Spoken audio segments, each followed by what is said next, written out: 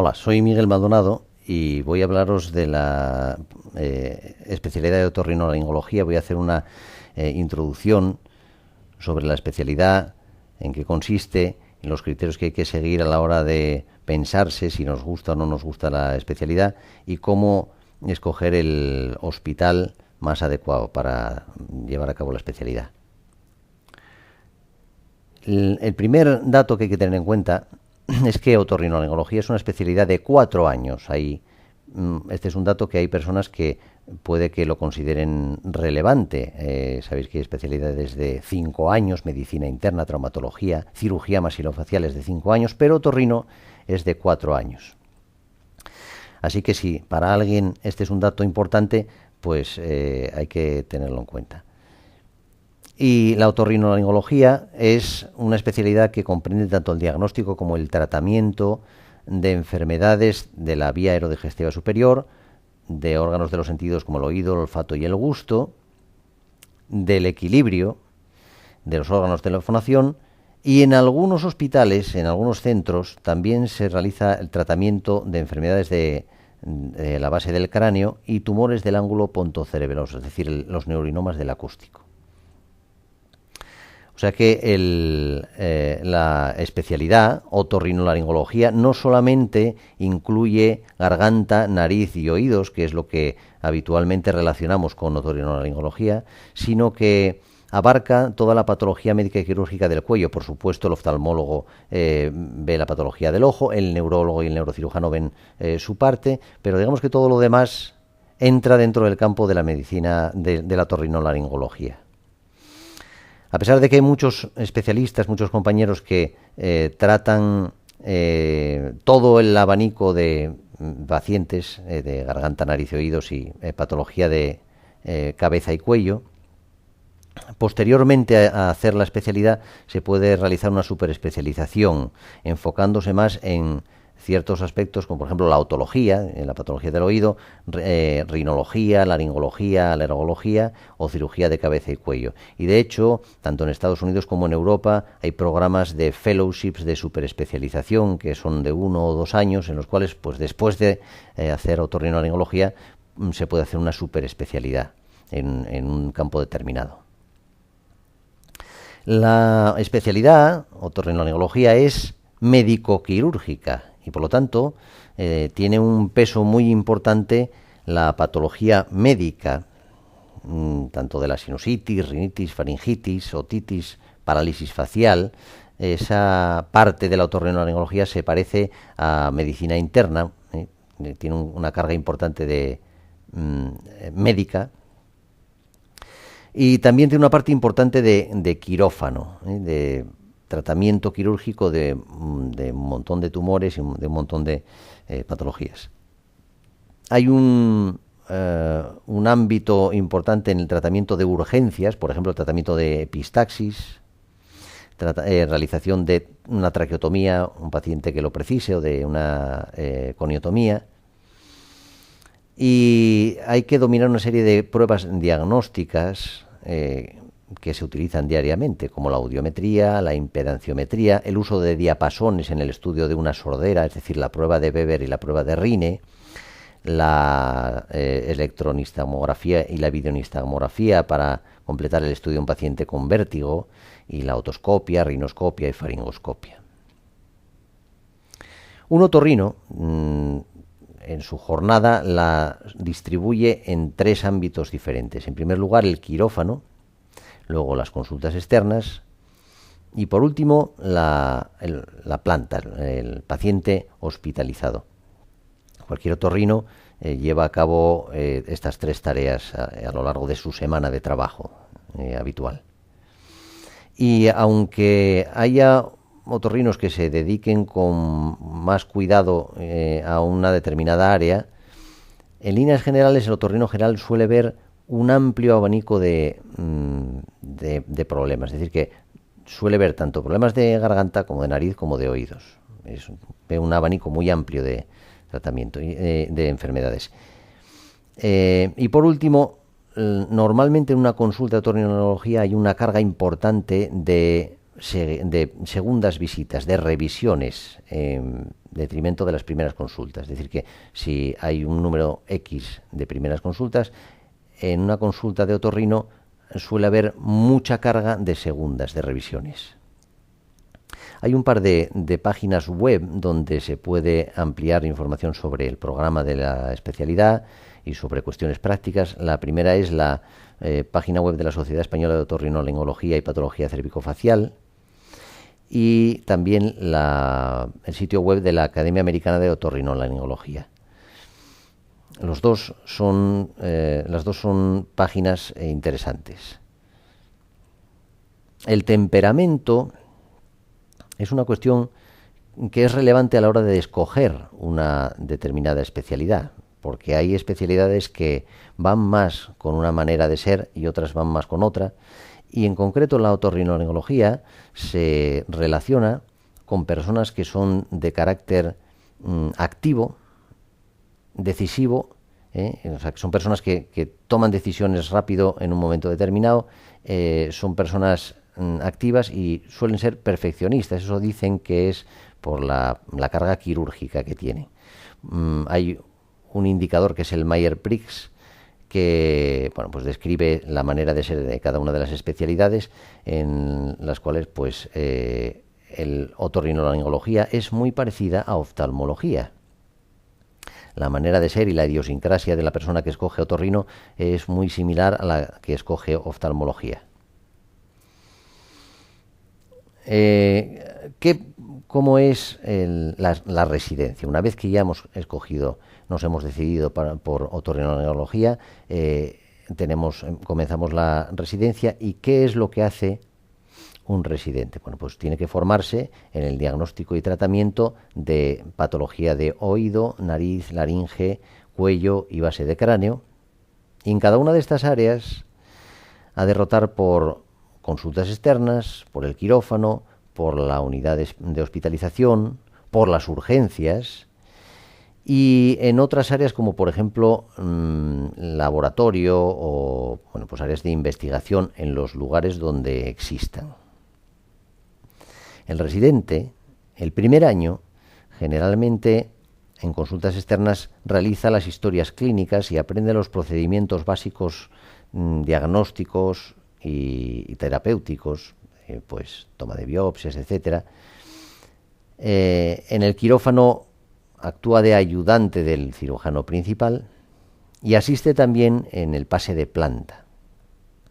Y en algunos servicios el residente de primer año también tiene una rotación en servicios de radiodiagnóstico o de anatomía patológica, donde va a aprender la parte que corresponde a otorrinolaringología.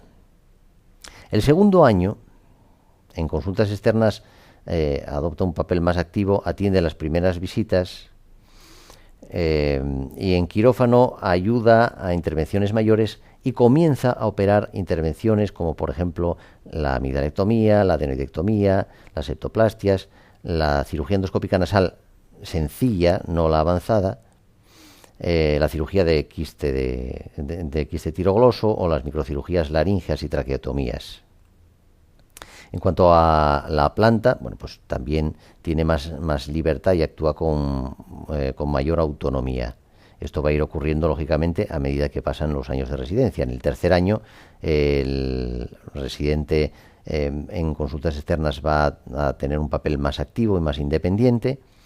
Y en cuanto a la cirugía, en muchos hospitales se dedica a cirugías de mayor envergadura, sobre todo de laringectomías totales y parciales y vaciamientos cervicales. Y hay un dato importante en la vida de cualquier residente de otorrino, que es que en el tercer año generalmente tiene que fresar 10 huesos o un número determinado de huesos temporales antes de iniciar la cirugía de oído. Es decir, que el residente de otorrino lleva a cabo un fresado sistemático buscando las referencias anatómicas en huesos de cadáver, en hueso temporal de cadáver, y esa actividad le va a dar los conocimientos necesarios para luego poder llevar a cabo la cirugía de oído el siguiente año. En el cuarto año, en los hospitales, en muchos hospitales lo que se dedica el residente es se enfoca más en la audiología, en pruebas vestibulares y en cirugía de oído mayor. Hay un dato importante, práctico, que le interesará a cualquier persona que vaya a realizar la especialidad de otorrino.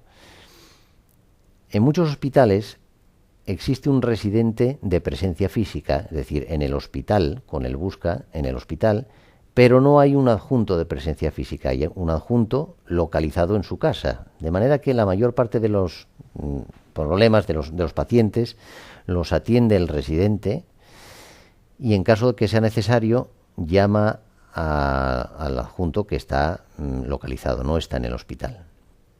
Es cierto que en líneas generales no suele haber mucho volumen de urgencias y por lo tanto no suele haber mucha presión al residente, pero es cierto que existen emergencias. Hay actuaciones que requieren pues una intervención inmediata por parte del residente. En concreto, la traqueotomía.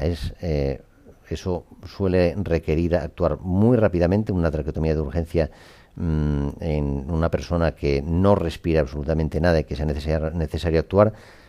Al cabo de 6 minutos, del orden de los 6 minutos, ya aparece la muerte cerebral, con lo cual hay que actuar rapidísimamente. Y también pueden ocurrir rotura de grandes vasos, yugular interna o carótida, bien en urgencias o bien en pacientes posoperados. Es decir, que si bien no hay un gran volumen de urgencias, no hay muchos casos en una guardia normal, sí es cierto que el residente ha de estar preparado para actuar en caso de estas emergencias que hemos comentado. Esto que voy a comentar ahora es válido para cualquier residente. Bueno, al residente de otorrinolaringología, como a cualquier residente quirúrgico, se le exige un nivel de habilidad manual lógico, porque va a llevar a cabo una actividad quirúrgica. Y a cualquier residente se le recomendaría un alto nivel de inglés y de informática. Es muy importante invertir esfuerzo y tiempo en aprender inglés porque es el idioma médico universal y por lo tanto para leer artículos científicos, para acceder a muchos libros que están en inglés, para hacer rotaciones en el extranjero, es muy importante invertir en estudiar inglés. Y por supuesto, para cualquier residente también es imprescindible un trato correcto y ético del paciente. Es decir, que antes de hacer mi primera guardia, yo, si he decidido hacer otorrino, primero tengo que saber que si voy a estar solo, tengo que aprender a hacer una traqueotomía. Estas son cuestiones ya prácticas, una vez que ya hemos escogido la especialidad. Hay que aprender a hacer una traqueotomía y hay que aprender a hacer un taponamiento nasal para tratar una epistaxis. Estas dos cuestiones han de estar solventadas antes de quedar solo en un hospital de guardia. Y por supuesto, saber tratar y diagnosticar las causas más frecuentes de urgencias. Bien, ¿dónde escoger la especialidad? ¿Qué he de averiguar para escoger un hospital u otro? Pues primero hay que averiguar el número de quirófanos disponibles y la actividad quirúrgica. Cuanto más se opere en ese hospital, más operará el residente. Por lo tanto, es bueno ir a un servicio en el cual hay la carga de quirófano es muy grande. Y en concreto, hay que ver qué campos de trabajo cubre ese servicio. Es decir, he de enterarme si en ese hospital otorrino opera rinoplastias, o las opera el cirujano plástico o no las opera nadie, si se operan tiroides, si se hace cirugía de paratiroides, si se hace cirugía endoscópica nasal y cirugía endoscópica nasal avanzada, si se trata el cáncer de cabeza y cuello, si se dispone de un láser CO2 para realizar cirugía parcial de cáncer de cabeza y cuello, si hay una unidad de cirugía de base del cráneo, lo cual ocurre en pocos hospitales porque es una cirugía muy especializada, y si se lleva a cabo reconstrucción con colgajos libres, que también es algo muy especializado. Bueno, pues todas estas cuestiones hemos de preguntarlas para saber qué hospitales las tienen y qué hospitales no. También hay que saber si existe un plan de rotaciones bien establecido, cuántos pacientes se ven en ese servicio. Interesa que se vean mucho, cuantos más pacientes mejor. Y si se solapa la labor del residente de otorrino con el de otras especialidades. Es decir, me voy a tener que pelear con el residente de cirugía plástica, por supuesto pelear entre comillas, por el tratamiento de las fracturas de nariz. Voy a tener que competir con el residente de cirugía maxilofacial por el tratamiento de las glándulas salivares. Bueno, pues son cuestiones que parecen irrelevantes, pero que, bueno, pues en algún caso pueden ser importantes. ¿Cuántas guardias se hacen al mes? Voy a estar solo en las primeras guardias. En las guardias va a haber un adjunto de presencia, va a haber un adjunto localizado. ¿Es posible hacer investigación? Hay posibilidades de hacer una tesis doctoral, es decir, hay adjuntos vinculados a la universidad con ganas de dirigir una tesis doctoral. ¿Se pueden llevar a cabo rotaciones en otros hospitales o es algo que en ese hospital no se contempla? Y hay una pregunta que se formulan, yo creo que casi todos los residentes de cualquier especialidad, es: ¿debo hacer la tesis doctoral? A lo cual mi humilde respuesta es que creo que sí, es altamente recomendable.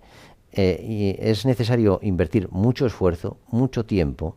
Es difícil hacer una tesis doctoral y probablemente no haya una repercusión directa al final, es decir, que esto no es que nos vaya a garantizar un puesto de trabajo a posteriori. Sin embargo, es muy enriquecedor desde el punto de vista personal, se aprende mucho y además puede ser determinante a la hora de, bueno, pues de hacer de una selección de personal. Anualmente se suelen convocar entre 60 y 80 plazas de otorrino al año. Como puede verse en esta gráfica, hay una fluctuación anual, pero por ahí andan las cifras, entre 60 y 80.